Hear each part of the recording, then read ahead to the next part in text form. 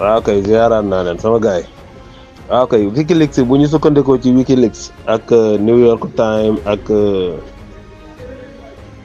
Reuters ak Al Jazeera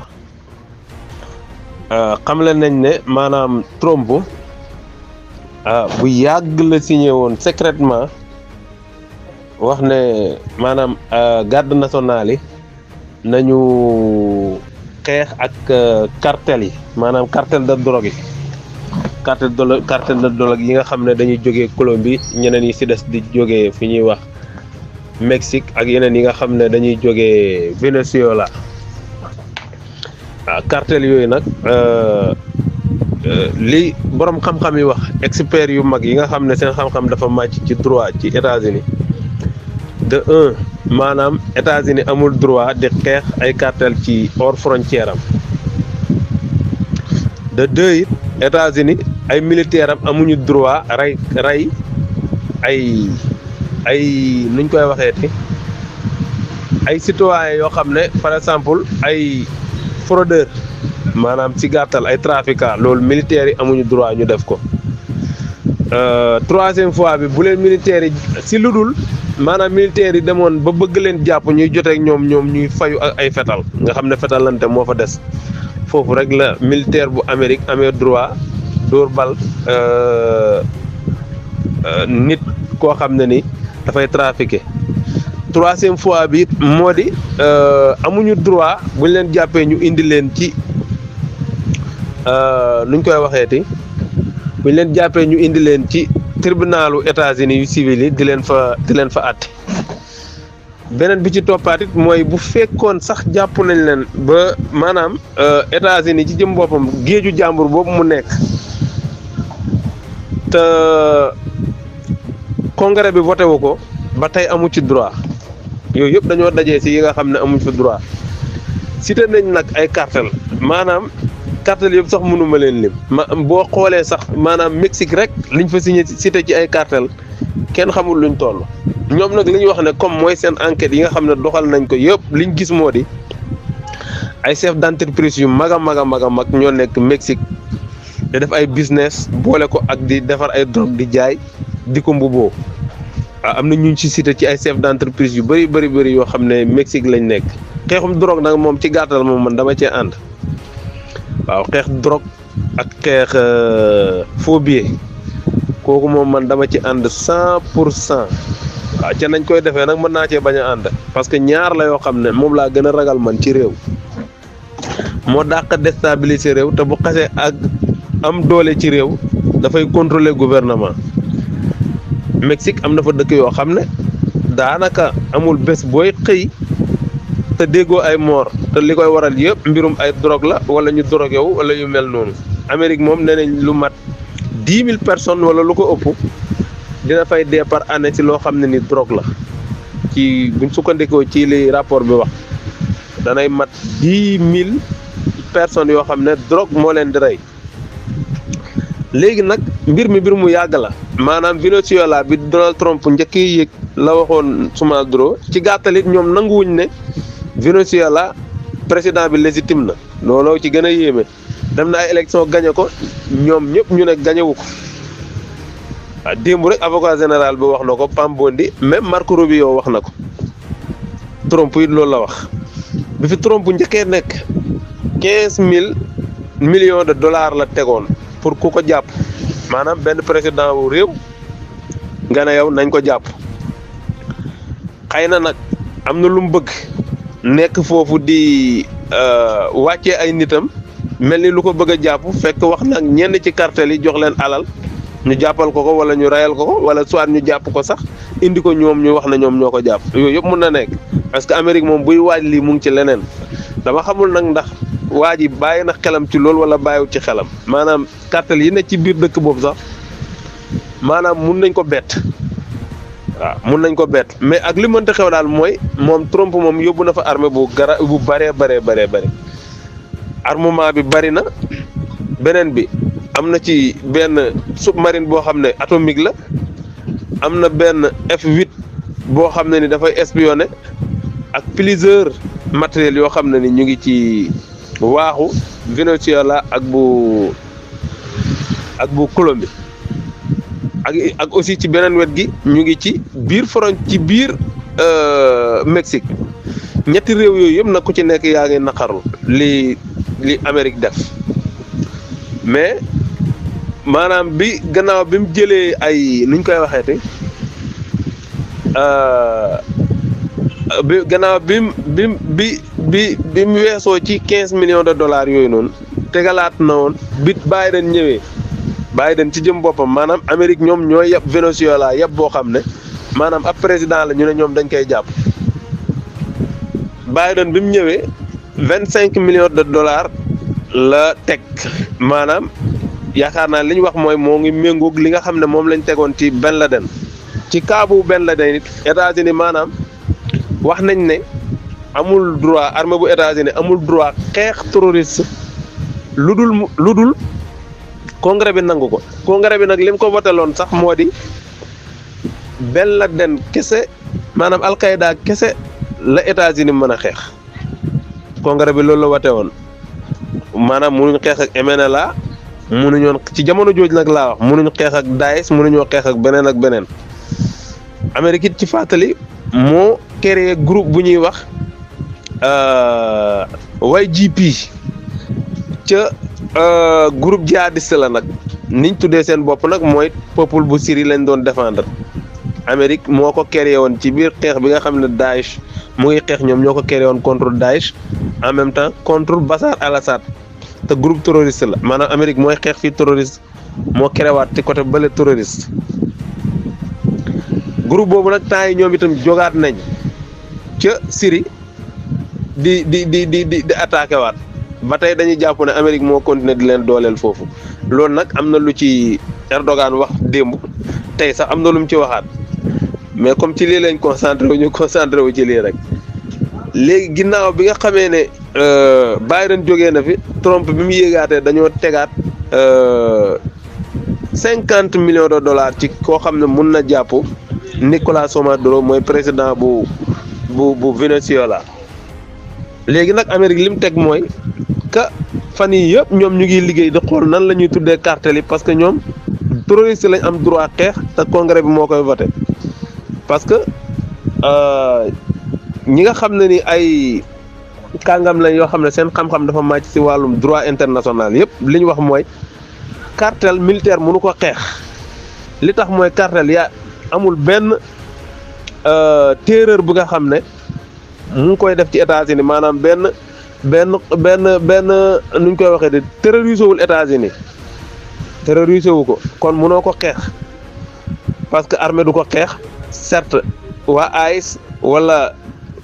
pétrole bi mooy ñuy patrouille wala ñu mel noonu war nañ mën a xeex ak ñoom mais pas ba mu des militaire parce que militaire yi amul benn danger bu cartel bi boo xam ne ni imposé na ko Amérique maanaam cartel bi amul benn danger wala tiital boo xam ne ni mu ngi koy def Amérique parce que 50 ans fa taxul dara loo xam ne ni nee nañ lii mos na fi xew lu yéeme loo xam ne cartel bi cartel yooyu noonu ñoom ñoo ko def te itam beneen bi ci topp ñoom dañoo dem ne dañuy ut nuñ ko tuddee maanaam bu ñu leen tuddee di cartel bu ñu leen tuddee trafiquant mais bu ñuy xeex ak ñoom terroriste étranger lañ leen bëgg a tuddee ñoom loolu la ñuy légaliser nga xam ne moom lañ bëgg a proposer congrès bi bu fekkee nar nañ jàkkaarloog ñoom bu congrès bi bañee it ñoom dañuy jàkkaarloog ñoom loolu lañ programmé léegi nag beneen bi nee nañu cartel yi lu tax Amérique mënu leen parce que cartel bi nekkul moom mooy jox maanaam li garaaw yëpp muy terrorisé bi yëpp ci biir Amérique la am te ay doomu Amérique ñoo koy def benn doomu Amérique yi ñoom ñoo am seeni entreprise ci biti yuy defar ay drogue am ñu ñuy wax ñu indil leen ko bu ñu leen ko indilee ñoom ñoo koy yore biir Amérique en même temps ñoom ñoo koy jaay doomu Amérique di ci dee kon terreur bi sommet wu yëpp ci biir Amérique kon ci biir ay américains ñoo ko def mais du ay étranger kon li mën a xew mooy gouvernement bu Amérique li mu war a jàkkaarlool mooy doomu Amérique ci biiram mais pas ay doomu yeneen dëkk yoo xam ne ñu ngi ci biti waaw mais Amérique moom bu mu bëggee def dara du ko teg ci droit loolu moom ñëpp xamee nañ ko waaw Amérique moom lépp lu mu bëgg a def doole la beneen bu ci topp it nag Venezuela allié wu Russe la en même temps ak Iran boo koy jàngat ci politique xëy na Trump mu ngi koy espionné bu baax nag xëy na bëgg na ko bett benn dal ci kawam wala bëgg na ko bett tiire parce que bi loolu xewee mu yónnee leen ku ci nekk ci réew yooyu na la am na ay cartel yuy dugg fii jël leen seeni frontière ngeen sàmm ko. Venezuela jël na 15000 troupes yóbbu ko ci diggante moom ak Colombie pour xeex cartel yooyu noonu mais li ci yéeme mooy Venezuela maanaam Maduro bu bàyyiwut xel dëgg waaye dina ko bett parce que mu nar a tasaare ay militaire am ci flanc yi nii frontières yi am na nu muy bëree waaye ci kawam la jëm. léegi nee na kii moo jiite cartel bi gën a mag ci àdduna bi wala ñaareelu cartel bi gën a mag ci àdduna bi ñu koy wax de sën nee nañu maanaam tête bi président Venezuela loolu avocat général moo ko wax Pambondi en même temps Marco Rubio wax na ko nee na gang boobu nga xam ne mooy jaay drogue ci Venezuela cartel bi ki ko jiite Nicolás Maduro la président bi ci boppam moo ko jiite comme moom mooy seefu terroriste yi kon li ñuy fexe mooy jàpp ko atte ko te munul rëcc nu mu mënti def avocat général loolu wax de nu mu mënti def dinañ ko jàpp indi ko États-Unis ñu siise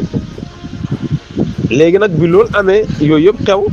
Colombie dafa jóg yeneen dëkk yi nekk ci Caraïbes bi yëpp nga xam ne ñoom ñoo séq foofu à part Paraguay moom moo supporté Amérique mais à part moom réew yooyu noonu yëpp dañoo wax ne ñu ngi ci ginnaaw Venezuela te dañuy taxaw xeex li Amérique di def parce que ñoom lu mat 2 siècles wala lu ko ëpp am nañ indépendance te yàgg nañ fa foofu lañ nekk nañ leen bàyyi ak seen latino nañ leen bàyyi ak seen Caraïbes boobu ñu nekk fa. association yu mag yi nga xam ne it yëpp même ñu bëri ñu ànduloo nag gouvernement bi sax ëlbatiku nañ ñoom ànd ak seen gouvernement yi ne dañuy opposé wu li nga xam ne ni Trump nar na ko def mais nag ci biir Venezuela am na ñaari opposants yoo xam ne ñoom dañ ne xam nga rek ñoom dañ ne Nicolás Maduro moom mooy jaaykatu drogue bi xam nga foo dem rek maanaam di nga fa am traître moom waaw léeg-léeg foo dem rek c'est que Amérique maanaam nga créé fa traître bu wala ñoom seen dëkk yi danañ ko ñag ba benn traître du fa am mais danañ ñoom seen ñi faible ñi nga xam ne nguur daf leen ñor souvent wala alal danañ leen ñor ñu ut ko def ko comme élément teg ko foofu noonu kenn ci ñaari opposants yi nag nee nañ dañ ko xañoon ay élections yoo xam ne waroon na fa dem mais demutoon parce que dafa am luñ ko jiiñoon ba àtte ko far demutoon ci élections yi ñoom li ñu wax mooy Maduro mooy jaaykatu drogue bi jaaykatu drogue la moo jiite cartel ya fa nekk ñoom noonu lañ ko waxee léegi nag Maduro nag moom ci jëm boppam moom ak ay alliés fi mu toll ñu ngi taxaw di xaar beneen bi ci topp mooy Chine ak Iran ay alliés lañ xëy na nag ni Maduro defee déclaration wax nañ ñoom niñ meloon démb ak niñ mel tey du benn parce que ñoom niñ meloon démb yokku nañ ko ci doole yokku nañ ci xam-xam yokku nañ ci matériel yokku nañ ci arme yokku nañ ci lépp Amérique nag moom ñu ngi koy xaar lépp lu mu indi rek dina fa fekk lu toll noonu xëy na dina tax ñu ràllanti xëy na dina tax bu Amérique demee ba xam ne loolu mu ngi ci nuñ koy waxeeti ci Venezuela peut-être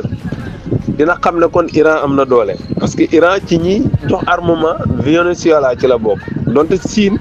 ak Russie it ñu ngi koy jox armement mais Iran daf koy jox armement waaw kuy suivre média armement yi da ngay gis léeg-léeg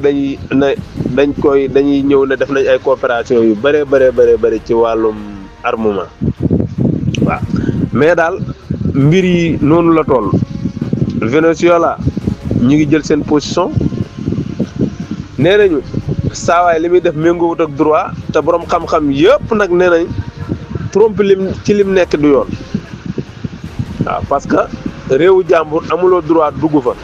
beneen bi ci des moom ci jëmu boppam garde républicain yi muy génnee ñuy génn dëkk bi naan dañuy wëri ay cartelu drogue yoon mayu ko beneen bi ci des it bu naroon ba nar a xeex nee nañ 72 heures avant congrès bi war nañ ko wate congrès bi wateeluñ ko dara waaw parce que congrès bi ba léegi dajewuñ ne d'accord nañ ci garde républicain yi dem ci bëtt frontière u jàmbur mais Trump moom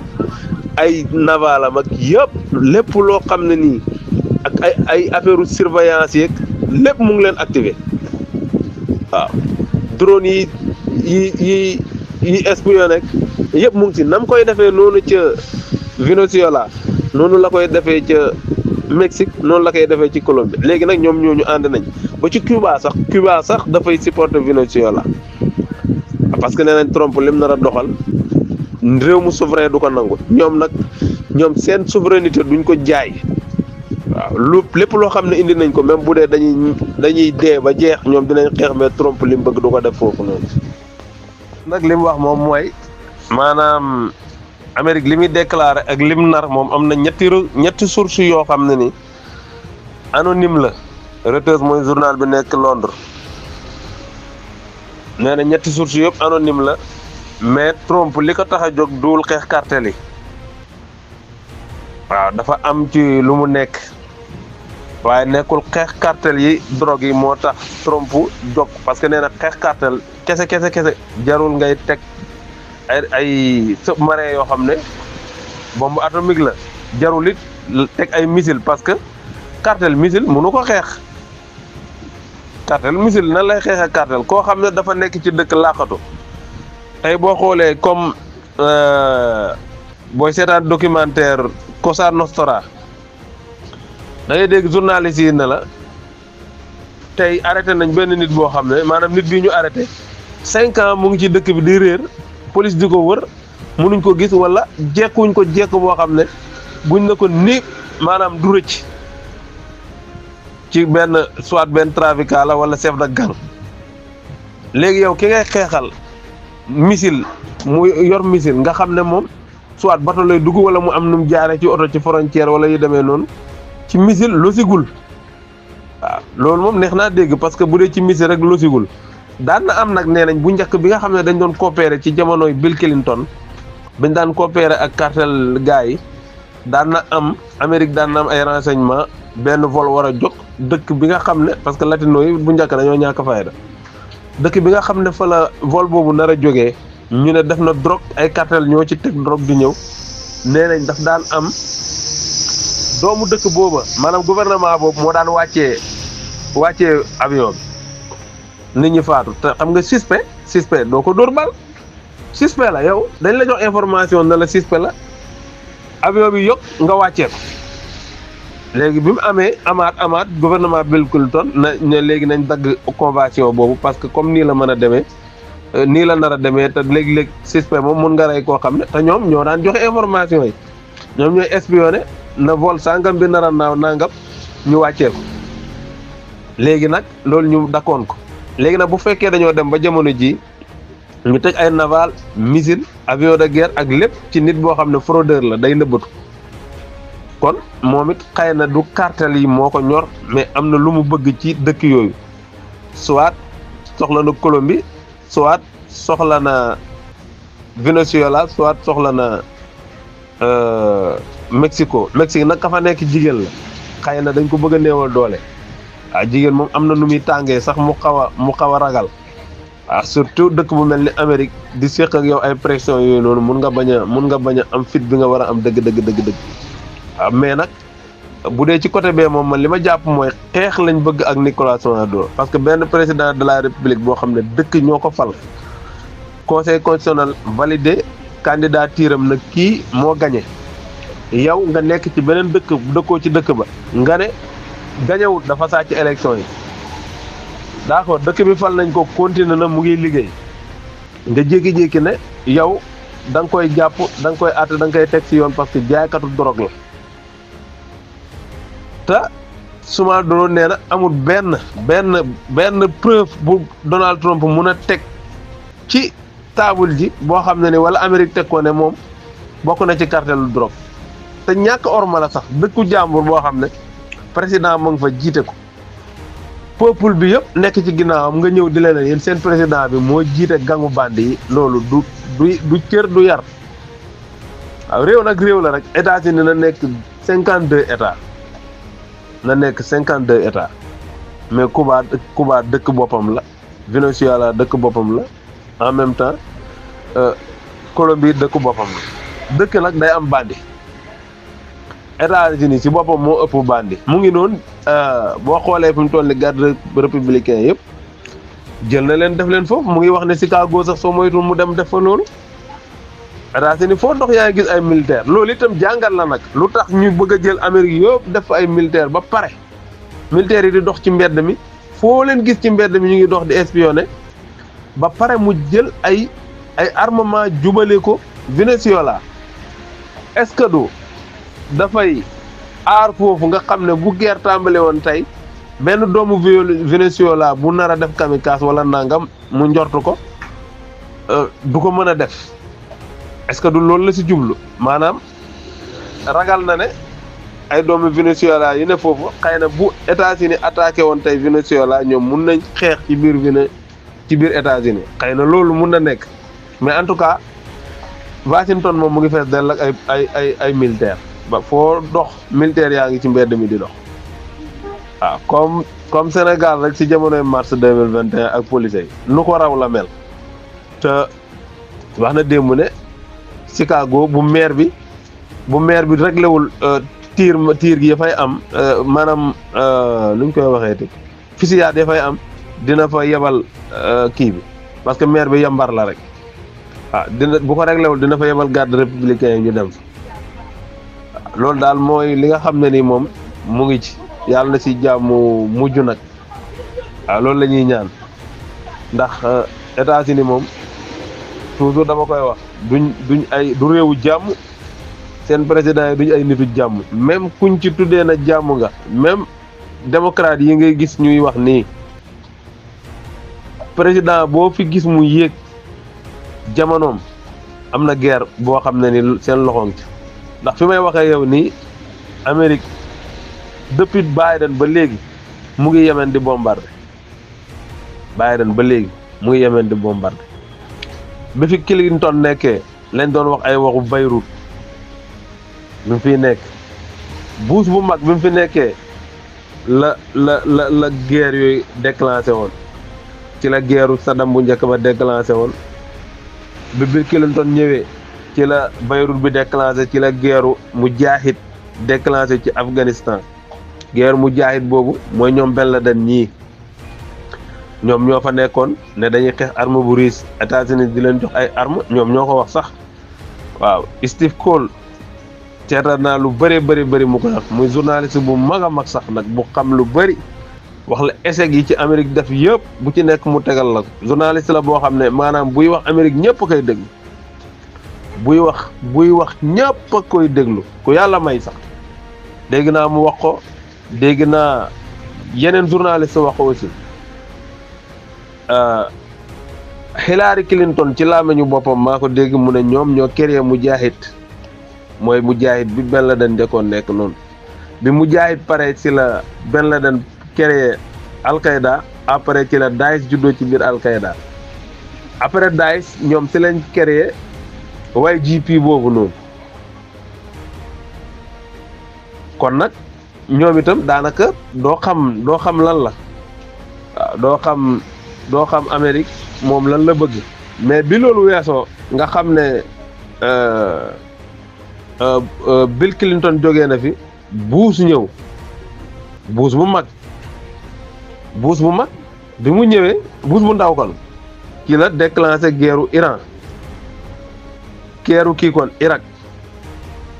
bi passé Obama moo ñëw bi Obama ñëwee ci la guerru Libye bi am ñoom ñoo rey Kadhafi en même temps printemps arabe yëpp ci la am waaw ba Bachar al-Assad bu Syrie bii nii ci la déclenché woo ba jën yàlla tey jii nii ñu jógee fi Trump ñëw bi Trump ñëwee moom bu njëkk presque fay na guerre yëpp bu Palestine bi rek moo doon dem moom toujours ñoom républicains yi ñoom ñooy jàppale Palestine presque boobu rek mooy kii mais nag jotee na fekk Iran moom itam jotee na fekk Iran rey garde Ayatollah Khamenei mooy kii Qasimi Souleymane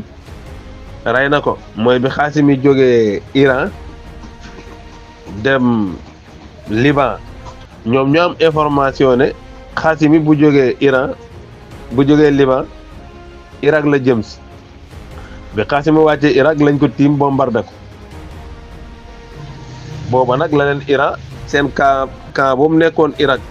ci la ko Iran bombardé waaw doon na fa 17 missiles yoo xam ne camp bi benn miir moo ci des benn miir lépp a mokk